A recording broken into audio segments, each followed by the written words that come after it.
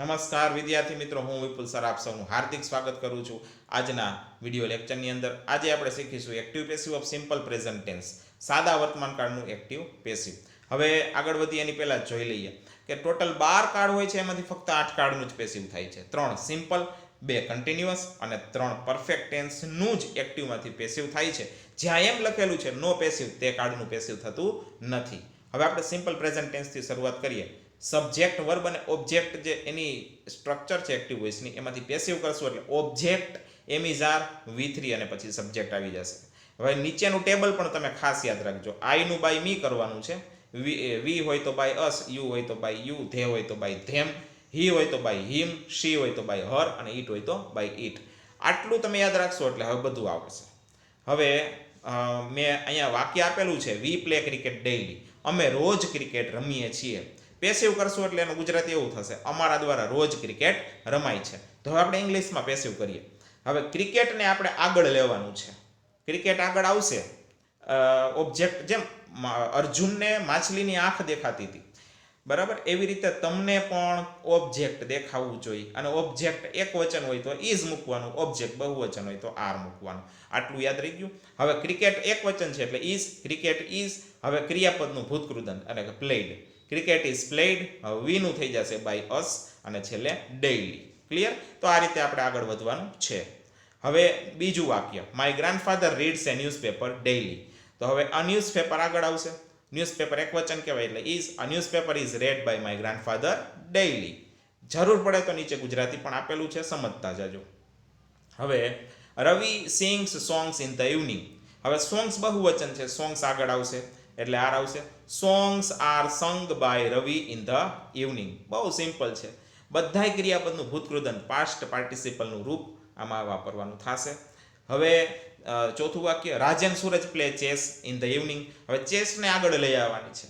Chess એક વચન, રમત બધી એક વચન કહેવાય એટલે chess is played by Rajan Suraj in the evening. Number 5, Mayur does not watch TV daily. Mayur રોજ ટીવી જોતો નથી. તો આપણું ઓબ્જેક્ટ છે ટીવી. ટીવીને આપણે આગળ લઈ લઈએ. TV is not watched by Mayur daily. બહુ સિમ્પલ છે. છઠ્ઠું, Kavita does not sing songs. તો હવે સોંગ્સ આપણું ઓબ્જેક્ટ છે, આગળ લઈ લ્યો સોંગ્સને. Songs are not sung by Kavita. મિત્રો ડુ ડઝ છે ને એને કાઢી જ નાખવાના, એ આપણે જોતા નથી. એક્ટિવમાંથી પેસિવ કરીએ એટલે ડુ ડઝને કાઢી નાખવાના થશે. They do not buy kites. તેઓ પતંગો ખરીદતા નથી. Kites are not bought by them. તેઓ દ્વારા પતંગો ખરીદાતી નથી. હવે do those children read books in the library. શું પેલા બાળકો લાઇબ્રેરીમાં પુસ્તકો વાંચે છે? Are books read by those children in the library. હવે આપણે પ્રશ્ન વાક્ય કરશું ત્યારે આપણે બુક્સને આગળ લેશું, એની પહેલા આપણે એમિઝારમાંથી એક મૂકવાનું થશે. બુક્સ બહુવચન છે એટલે આર આવશે. Number 9, does he fly kites daily. શું તે રોજ પતંગો ચગાવે છે? હવે આપણે કાઇટ્સ આપણું ઓબ્જેક્ટ છે, કાઇટ્સને આગળ લેશું એટલે એની આગળ આપણે આર મૂકવું પડશે, કારણ કે આ બધા પ્રશ્ન વાક્ય છે. Are kites flown by him daily. Number 10, does his father wear a cap. તો હવે આપણે કેપને આગળ લેશું, એની પહેલા આપણે ઇઝ મૂકવું પડશે, કારણ કે કેપ એક વચન છે. Is a cap worn by his father. Number 11, who drives this car. આ કાર કોણ ચલાવે છે? હવે જો વુ વાળા આવી ગયા. જ્યારે પણ વુ વાળા પેસિવ, વુ વાળાનું પેસિવ કરશું ત્યારે બાય વુમથી વાક્ય શરૂ થશે. બાય વુમ પછી object. Is this car driven. Clear ને? વુ વાળા કેવી રીતે આપણે શરૂ કરશું? બાય વુમથી. By whom is this car driven. Number 12, who sings songs in the morning. તો હવે આપણે સોંગ્સને આગળ લેવાનું છે, પણ વુ વાળામાં પહેલા શું મૂકશું? By whom. હવે સોંગ્સ પ્રમાણે આર આવશે, જે આગળ આવશે. By whom are songs sung in the morning. Number 13, who sells fruits and vegetables. કોણ ફળો અને શાકભાજી વેચે છે? By whom are fruits and vegetables sold. તો આ રીતે એક્ટિવમાંથી પેસિવ થતું જશે. હવે ઓબ્જેક્ટ વગરનું, વોટ એટલે શું? જ્યારે આપણને ઓબ્જેક્ટની ખબર જ નથી ત્યારે વોટથી પ્રશ્નો થતા હોય, આમાં ઓબ્જેક્ટ આવશે જ નહીં. What do you eat. તમે શું ખાઓ છો? તો what is eaten by you. એવી રીતે 15મું, what does he write in his book.